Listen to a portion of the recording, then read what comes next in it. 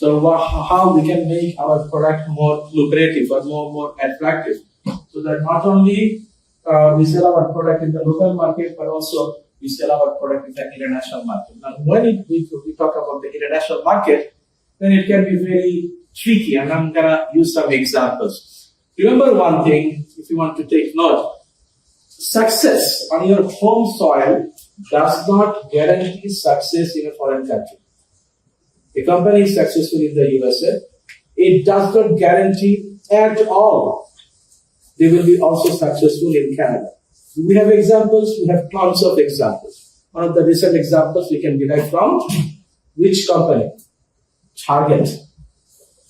Target is the second largest big box retailer in the US, with over 2,000 stores all over US, all 50 states.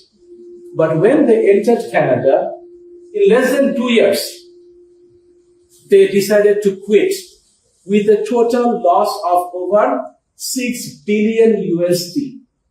1 billion means 1,000 million. So this is a big loss. So why Target failed in Canada? Even though the culture is very similar, the background, I mean the cultural background is similar, the social background is similar, the language is same. So there are more similarities than differences between United States and Canada. Like we are like brothers, we are like neighbors for centuries. But what went wrong? Why a company very successful in the US, and I would say that, let me try to find the right word. They almost certain that they would also be successful in Canada, but it is not. Any reason why you might think they are not successful in Canada?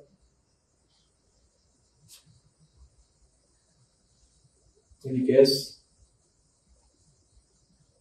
Is it their promotion strategy? Promotion is one of them, yes. So this is one important point. Like this is from a logistic point of view, again supply chain point of view.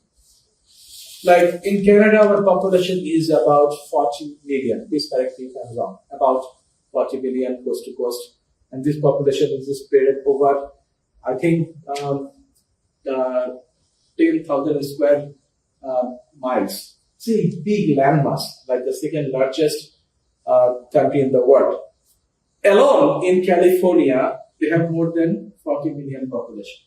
So there is a logistic issue. The cost of transportation, it is more expensive in Canada compared to the United States. In economics, international economics, we call it economy of scale and economy of scope. In Canada, economy of scale is not present compared to US. Like US companies, they get more privilege over Canadian companies as far as the economy of scale and economy of scope is concerned. This is one of the reasons. There are other reasons as well, the marketing campaign, and they assumed that, it would be very similar to the US market. Even the CEO of Target at that time, he said that we don't need to customize anything for the Canadian market. Like we're gonna run the same promotional campaign, the same promotional strategy, because it is just an extension of the United States. As a marketer, you don't say that. Every market is different. Even within the same country, every region is different. Like back in the British Columbia, where I'm from.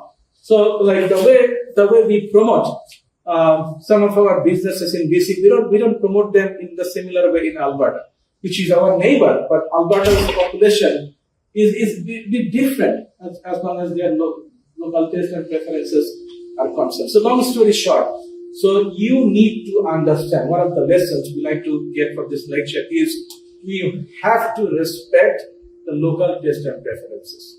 We cannot assume that, okay, so this is how it is done at home. It means that it will be similar, it's a similar way it will be done in a foreign country. So that was a mistake. It was done by Target. Moving on to the next slide. The components of the value chain, I already mentioned some primary activities and some support activities. each activity contributes to margin or profit. That means our goal as a supply chain professional is to have more and more competitive advantages. And the sources of those competitive advantages can be driven from these activities, either from primary activities, either from support activities. This is done by most of the for-profit organization. Non-profit organization, they might have a different goal, but also they have to have some competitive advantages as well to become successful. Benefits of value chain analysis identifies inefficient process. Inefficient process, for example, customer service. Customer service is the face of any organization. Because when you want to know about some company, either you go online or you call their customer service. So this is the first contact point. In marketing literature, we call it touching point, customer touching point. So we get a vibe that if this company is friendly or not, what kind of product and services they are offering, and if they are available 24/7 or not. One of the leading logistic companies in the world, and their name is DHL. They are very famous for their customer service. So if you buy their product or if you buy their services, and if they make a commitment, doesn't matter where you are located, they will fulfill the delivery. There are a lot of commercials on it as well. Another good example of customer service is Caterpillar. Caterpillar is a company based in the United States. Superior customer service. They sell art moving equipment or the construction equipment. And say, for example, you bought one of their instruments or one of their machines, and you are located in Morocco, for example, and it is still under the warranty period. And you are requesting for a replacement, and there is a time frame, which is a 1 week or 2. They will replace it regardless of your geographic location. How superior their customer service is. So that is why there is a big difference between Caterpillar and Komatsu. Komatsu is another art moving company which is from Japan. The price difference is big between them. One US company, they charge a very high price. Komatsu, a Japanese company, much lower price compared to the American price. But still, if you want to buy a cat, they are also known as cat, a cat equipment, you have to be on the wait list for 6 months. What does it take you? So a high price, but still there is a big customer demand, very high customer demand. People, they say, okay, so I'm ready to spend money because I know there is a good customer service. I trust on their service. I trust on their equipment. I trust on their machines. So efficiency is important. Why it is important? Because it will convert into a successful product or into a successful service, which is converting into a successful business operation. Competitive advantage, I did talk about it before. Creating value for customers. This is again one of the goals of supply chain management. How do we create value for our customer service? Now, what is a value? Anybody? Like whenever we buy a product, any product, we buy this bottle of water, we buy this phone, we buy this bag.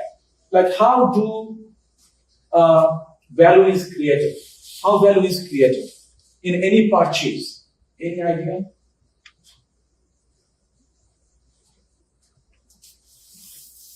First of all, there is a term known as perceived value of a product.